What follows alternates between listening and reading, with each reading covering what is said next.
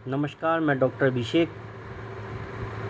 Hypotension, low blood pressure, जैसे जैसे as बढ़ती है वैसे वैसे शरीर की ग्लैंड्स जो होती हैं वो सिकुड़ने लग जाती हैं, छोटी होने लग जाती हैं, सूखने लग जाती हैं और शरीर में वीकनेस होने लग जाती है। खून की कमी हो जाती है, शरीर के सभी अंगों तक खून नहीं पहुंच पाता, ख़ास तौर पर मस्तिष्क के पास में भी, जिसको सेरिब्रल एनीमिया भी कहते हैं।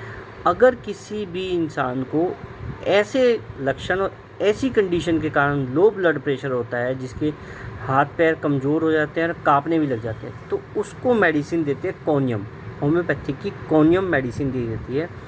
इसकी डोज न्यूनतम खुराक दीजिए।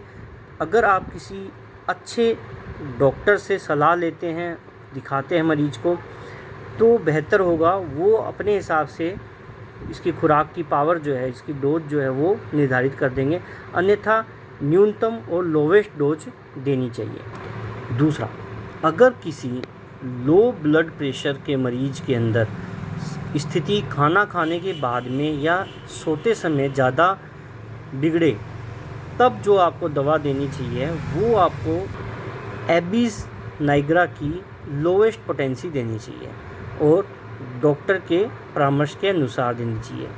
याद रखिएगा, सांस चढ़ता हो, खाना खाने के बाद में ही ब्लड प्रेशर लो जाता हो, जब रोगी खाना खा ले उसके बाद में और बिस्तर पे सोने जाए तब।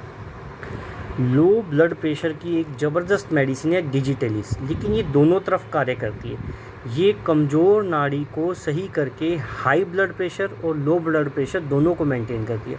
तो यदि किसी को हृदय रोग है तो उनके लिए डिजिटलिस भी शानदार काम कर सकती है, लेकिन यह दवा सिर्फ़ और सिर्फ चिकित्सक से सलाह करके ही लेनी चाहिए। लेकिन इसको अगर सारे लक्षण इसके मिलते हैं, हम पूरी तरीके से सेटिस्फाइड होते हैं कि हाँ ये दवा ही चुनी जा रही है, तब इस दवा का जादुई असर होता है, बिल्कुल जादुई असर होता है।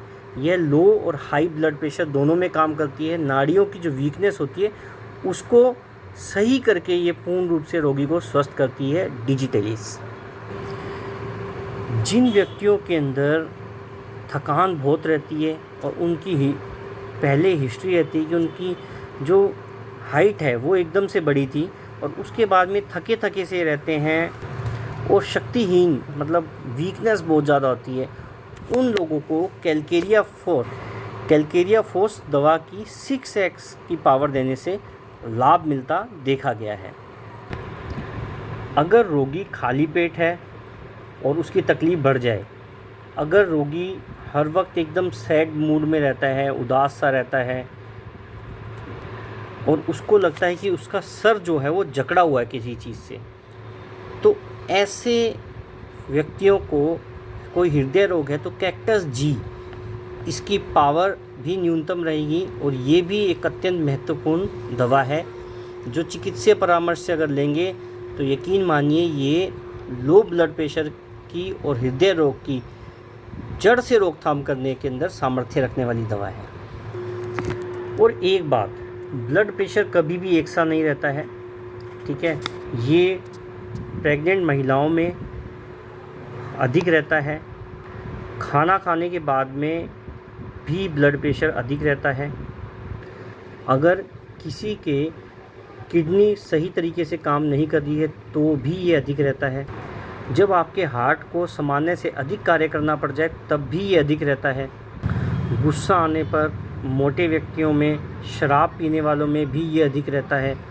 जो दिन को रात और रात को दिन समझते हैं, मतलब सोने का समय उनको नहीं पता और जागने का नहीं समय पता, उनको भी ये अधिक रहता है।